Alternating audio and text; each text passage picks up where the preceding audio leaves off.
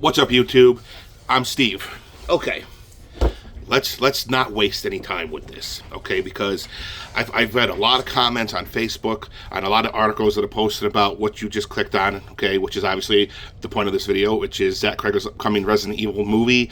They released the full trailer this week at San Diego Comic-Con, right? So now, of course, it's starting all this shit again about, is this a Resident Evil movie? Is this not a Resident Evil movie? In fact, it's even gone so far as for people to be like, wait a minute, didn't he say that this was taking place at the same time as Resident Evil 2, but now it's not. Now it's taking place in 2026, which is why the guy has a smartphone. So, and one of the other things that I've read people complain about is like the people who say that us OG fans want a one-to-one copy of the game. No, we don't. We don't want a one-to-one copy. What we do want is a fucking faithful adaptation of a game that has been a part of our lives for 30 years, okay? I don't know why every director who tackles these types of movies have to add their own little thing to it. Look, if you're going to do that, that's cool. We're not saying don't experiment a little bit, but not at the expense of what made the fucking movie, the game, the way it was, okay?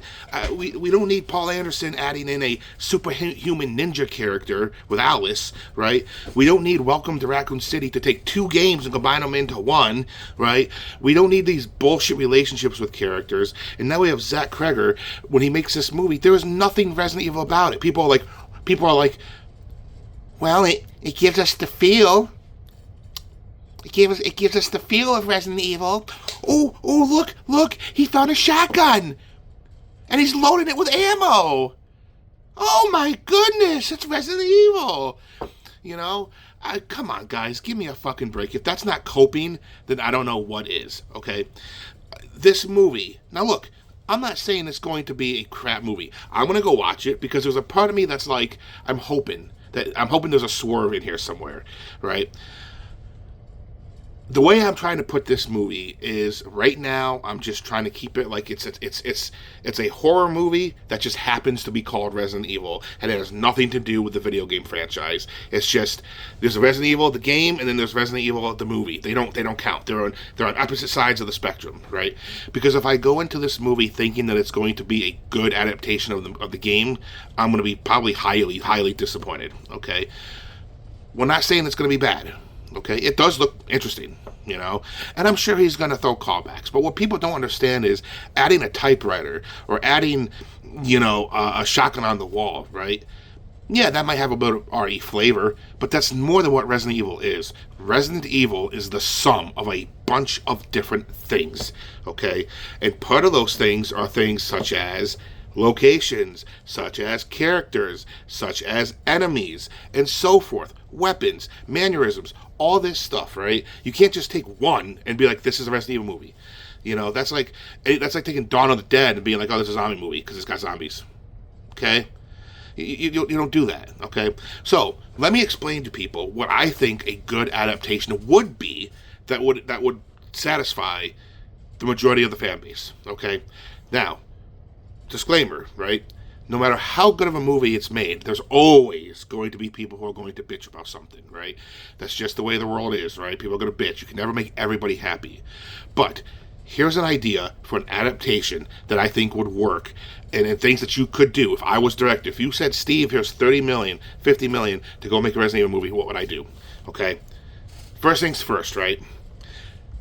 With the movies, you can expand the lore and the world and the universe of Resident Evil in ways that the games did not and could not do. Okay? Look at Resident Evil, right? A lot of the time that you're playing is backtracking when you play it for the first time, right? Okay? And even when you speedrun in later playthroughs, you can get through these games in an hour and a half, 2 hours, right? So that just goes to show you that you don't need to hit every room in the game, right? You take that same mentality and put it into a movie. Start with a cold open, right? You know that the basis of the first movie takes place because of the fact that there's a lot of like murders that occur near Raccoon City, right? Start with a park. Have some lady jogging up the path, and she takes a break, you know, she drinks some water, and all of a sudden the camera pans and there's something behind her, and she turns around, boom, flash title card, Resident Evil, boom. There's your cold open, right? Now you can spend, and you can get that done in less than 5 minutes. Now you spend the next 20 minutes, take us to the RPD. Show us Chris and Jill. Show us the STARS office, right? Put a cameo with Brian Irons. Have him talk to Wesker, right? Give us Bravo Team. Go read S.D. Perry's novelization of Resident Evil 1, where she has put in a little bit of dialogue with Bravo teams. I think there was a scene where Chris is at a soda machine and like Forrest comes up to him and talks and stuff like that. You can add these little things, right, where fans of the game will pick up and go, oh, this is the RPD, knowing that in Resident Evil 2, all the stuff goes to hell, right? Boom. Spend 20 minutes. Get him to the mansion. That's plot point number 1. Get him to the mansion, right? Joseph has to die, kill him off, get him in the mansion, okay? Now, what happens in the mansion that you think is considered to be a major plot point, right? Maybe location-wise, like what are the rooms in the mansion that you think have to be featured? Obviously the dining hall and the front foyer are definitely candidates, right? But what happens really story-wise that really matters in there, right? There's really not too much if you stop and think about it, right? Everything is designed to keep you as the player engaged. But now making it into a movie, what kind of creative liberties can you take that won't really affect the overall narrative of the series, right? A couple examples. And I'm going to use just Jill, just for the sake of it, right? Because Jill's bae. But let's say Jill goes and she runs into Richard, who's injured, right? And there's maybe a little section there where Jill and Richard are kind of walking through the hallways, they're talking and whatnot, right? It's a little change, right? As a gamer, or as a fan of the game, you know that Richard is bound to die. You know he's going to. But how, right? And let's say they walk in and they both discover the snake. Let's say Richard's not even injured by the snake originally. Maybe he's just, he's frightened or something, right? Or he almost gets bit. It says, I need to take care of this snake because there's a piece to unlock the door or something like that, right? Boom, he goes in, right? And let's say you can even do it when they're tag teaming against a snake. Boom, boom, boom, boom. And at some point during that battle, he does get bit, but he doesn't die. They kill the snake, they get the piece, and they continue on, right? Now, take him to the guest house, and then get attacked by Neptune, the shark, right? It's a little different, right? But it's not going to change the whole thing, but it's new, right? Let's say the section where you have to get the crank to stop the waterfall, or to create the waterfall, right? To get the battery so that you can go to the pool, turn off the waterfall, go back down, put the battery in to go back up, to go back down, and go through the passageway that's behind the waterfall, right? You ain't going to do that in the movie. So why not have Jill or Chris find their way out to the courtyard and see a shadowy figure go through the waterfall? Because that will insinuate that, wait a minute, something's going on here. And now they follow them through the waterfall, and now there's your entrance to the underground tunnels, right? You can bypass that whole little gameplay mechanic of having to get the crank, of having to get the battery, and going through all that stuff. And that would be a creative change that's not really going to affect the overall narrative. Plus, it also keeps the two main characters separate. Think about what rooms we don't need.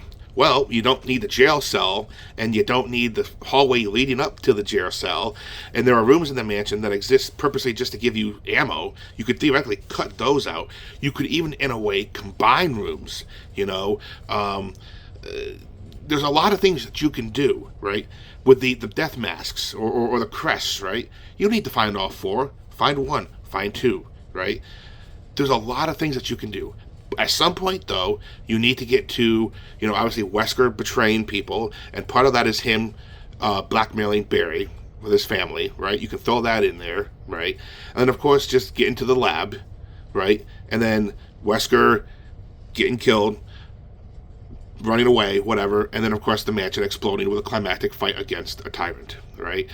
Mansion explodes, boom, they go off into the sunset, and then you can do a mid-credits tease for, like, the second movie, something, right? But you can do all of this, and that you would have a great movie. It's new for people like me who know the game like the back of their hand. You can do it, and that will maintain the overall flavor of the series. You're honoring this. You're giving us the characters that we've known and loved, the locations. For the enemies, do I think we need every enemy in the game? No, I think a Plant 42 would be tough to do without some really convincing CGI. and Neptune to a degree too as well, unless you're going to use an animatronic shark of some sort, because Neptune's really, I mean, theoretically you can actually probably do a Neptune, because in the remake you can probably do a CG shark, battling up against the glass, and then just do an animatronic shark in water that moves type of deal, honestly, I think probably like the chimeras would probably be the hardest to do, but the one thing I don't like what these movies do is like every enemy becomes a set piece, except for the zombies. There was like in Apocalypse, Resident Evil Apocalypse, the zombie dogs were in the school. That's the only time you saw them. Resident Evil Extinction, they were in the beginning of the movie. That's it. It would be nice if you saw some of these creatures again and again, like you do in the game. Like you don't just fight the dogs in one area; they come to other spots. So anyway, there's a lot that you can do. There's a lot, people. Okay, and it annoys me to no end that we cannot get it. This director guy is backpedaling on what he's been saying. I think there's a huge amount of cope, right? And again, what people realize is like, we're not saying it's a bad film. It just doesn't look like a good Resident Evil movie. And you need more than just a fucking cameo from an ammo box or a typewriter, Go back and watch Welcome to Raccoon City's trailer, right? If I didn't know that movie was coming out and you showed me that, I'd be like, oh, cool, Resident Evil movie coming out. Go look at fan-made projects like The Keeper's Diary or Resurrection. Even those were better than what we've gotten. Go look up the short on YouTube called, I think it's called Arkley, right? That in itself is like its own thing, but it feels like Resident Evil. Like it just has that feel. This movie does not, folks. I'm sorry. Maybe in September when we go watch it, maybe maybe I'll come back and post a video and I'll be like, you know what, guys, I'm wrong. But honestly, right now with what I see from this movie, I think I'll be back to tell you that, hey guys, it was a good movie. Solid movie. Some good jump scares, some good action, some good gore. But not the Resident Evil movie that we've been hoping for. Maybe I'm wrong. Let me know what you think in the comments, folks. Rant over.